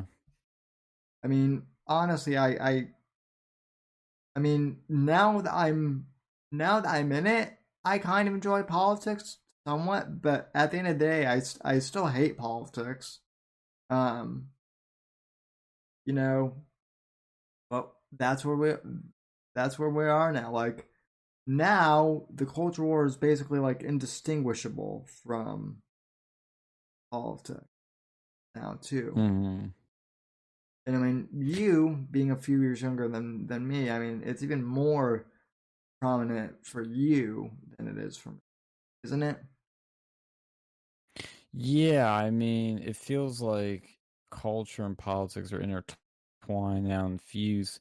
And not too long ago, there was a separation. I mean, there was definitely political influence in culture, without doubt. There always has been. But it's like the line has just been erased completely, and it's only getting worse. And I mean, I felt the same way too when I was younger. When I was, hearing that people couldn't tell certain jokes or things were offensive, you can't say that.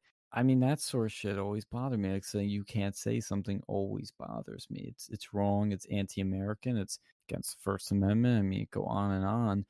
And I was reading some stuff Milo was posting in his Telegram chat. And one of the things I agreed yet disagreed with him on was he was saying like, oh, I get all these people from tours that I did still talking about free speech, and he was saying like that's a 10-year-old issue. Like we've all moved on. Like why are you still talking about this? And I get him on that because yes, kind of is, but I look, I was a college student for like not too long ago, and to me, free speech is still an extremely relevant issue because it's kind of worse. And people think we lost that battle. I don't really buy that. I don't think the battle is really over. I think we won the 16 battle. I think the new battles with tech censorship, with this more authoritarian sort of censorship, like with the My Pillow guy, with Well, private companies being authoritarians and anti-free speech. And on campuses, it's still rampant because there's still a lot of things you're told you can't do. A lot of things get shut down. Like, yeah, the spark is gone from all that stuff, but it's still a big thing. And I know, I mean, students still hate it, and they really are upset about it. Like, I feel for them. I think that grievance is still really relevant. It still really needs to be heard. well, the thing that's a big problem now is the fact that like now people are going back and in like getting people in trouble for shit that you said 10 years ago.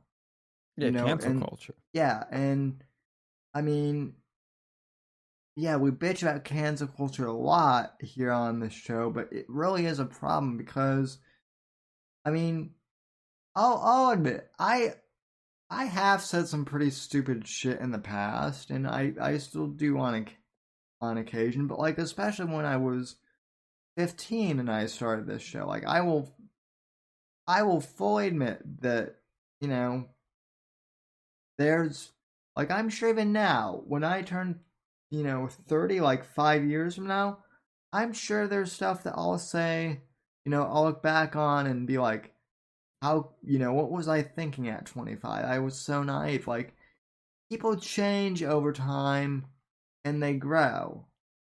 Um and just because you said something when you were like 15 or even in your 20s doesn't mean you should be canceled at like 30 or 40.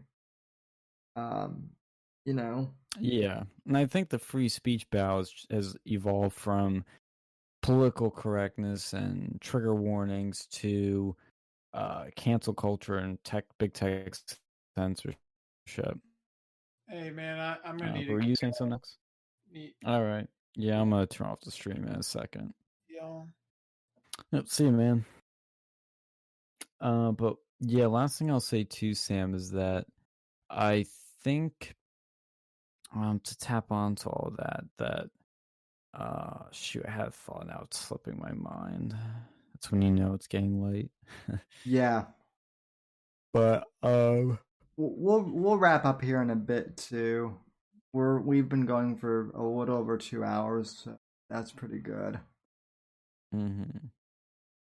But I think that we need to reignite the culture on the campuses and get back in the fight again, which I've been trying to do, and I have been doing for quite a few years. I mean, all the time I was on campus, really. But we need that 16 energy. Oh, I know. I was going to remember Gamergate. I don't know how much you know about that or were involved with that, but that was something I kind of heard about. I was a little on the young side then. Yeah. That was before I was really into internet culture, and that's something, looking back on it, that was really, really big. Well, I remember when Gamergate happened. Like, I was kind of done with. Like, I still game, but like at that point, the podcast had really kind of taken over.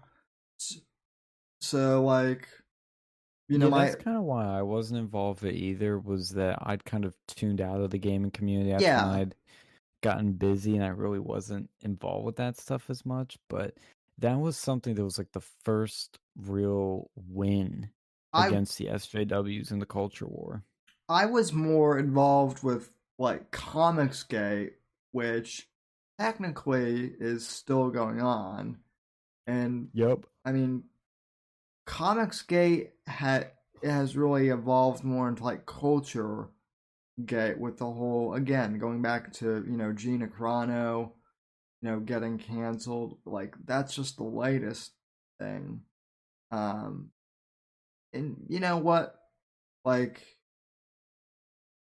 that's one thing I will say. Like, I'm glad that the nerds are finally starting to stand up to the SJWs. Like good on the nerds, man.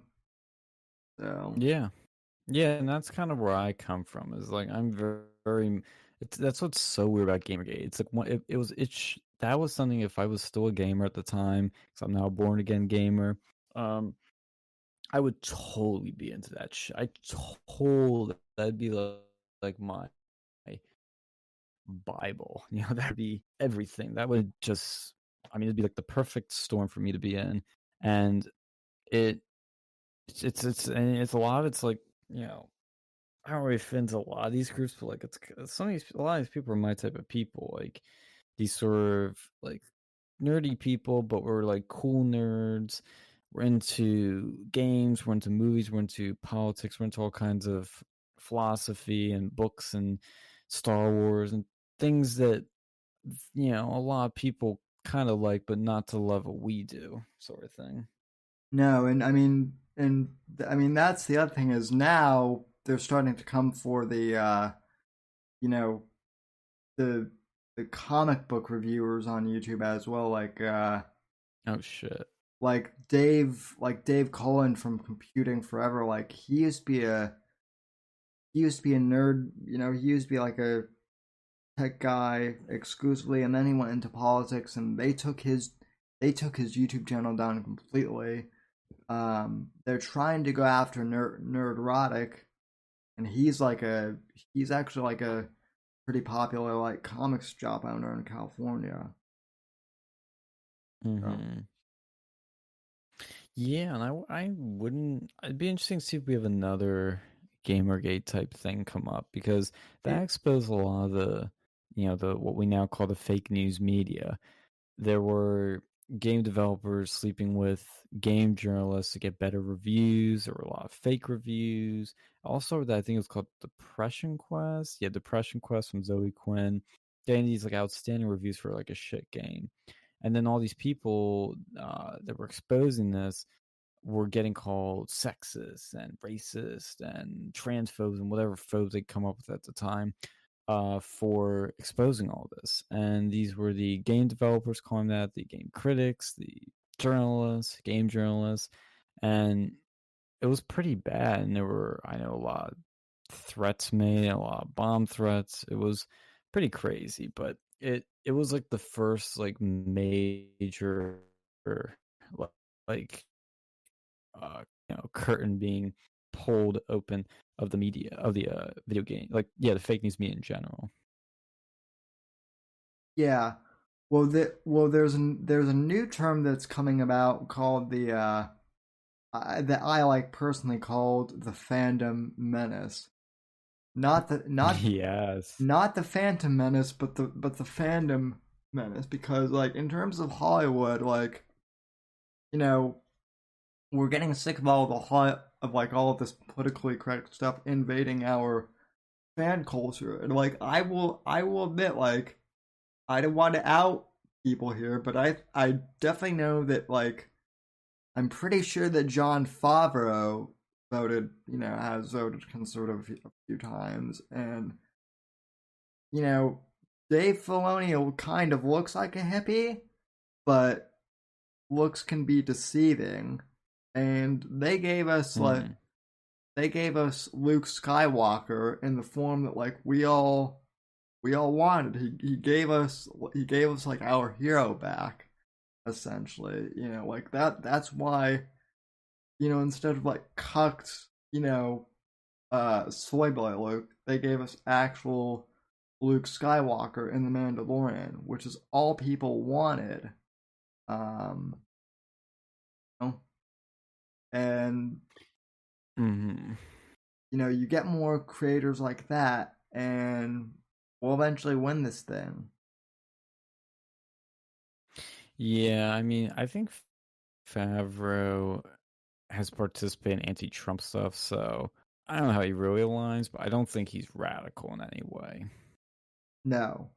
I don't think he's an SJW. Let me put it that way. Well, and look, here's the other thing. Like, I don't mind if you're a liberal. I've said that too. Like, I don't mind liberals. I don't mind Democrats per se. What I hate are leftists and SJWs.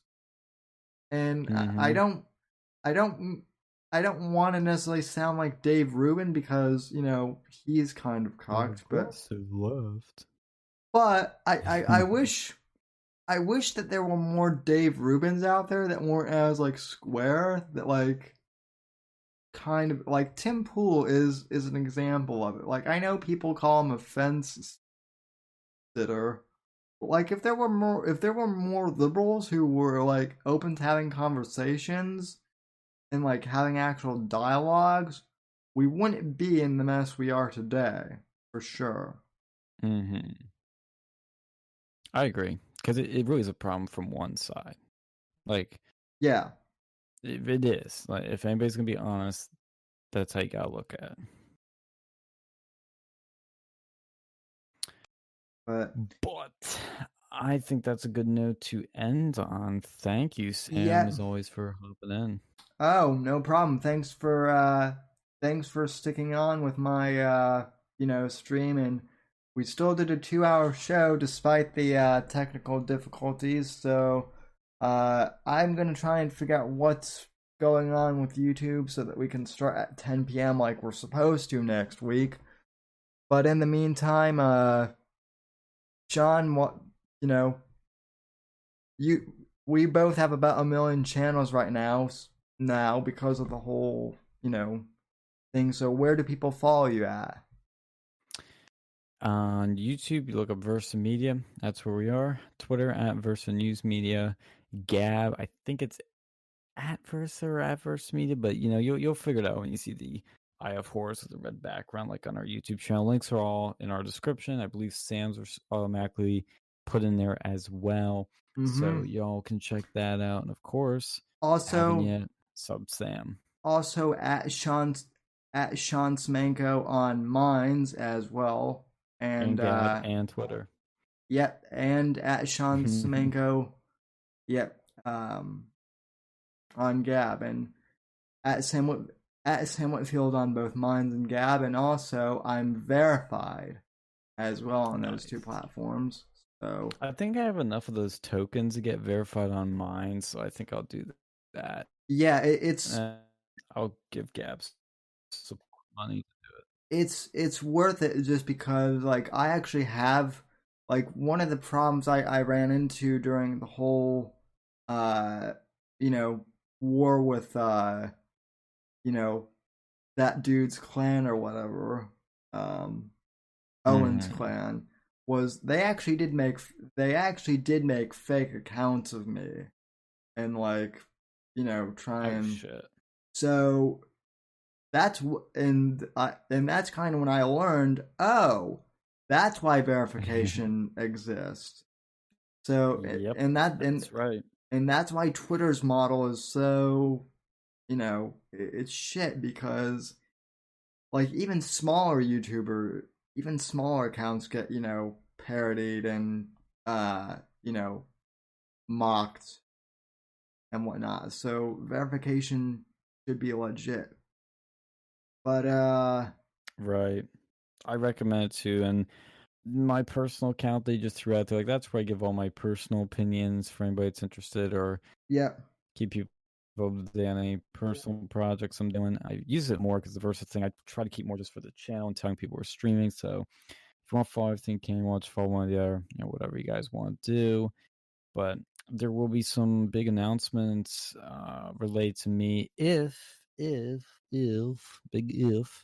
COVID is gone by the fall and things are resuming to normal on campuses. There's going to be some action on some particularly big campuses. So if you want to stay tuned for that, please follow me. Sounds good. Well, folks, from all of us here at NGC Studios, have a good night. God bless. God save this great nation. God, freedom legacy in that order. And hang in there, folks. We only have 3 more years until 2024. We can make it. Yeah, we can make it. One day at a time, folks. One day at a time. All right. We're out.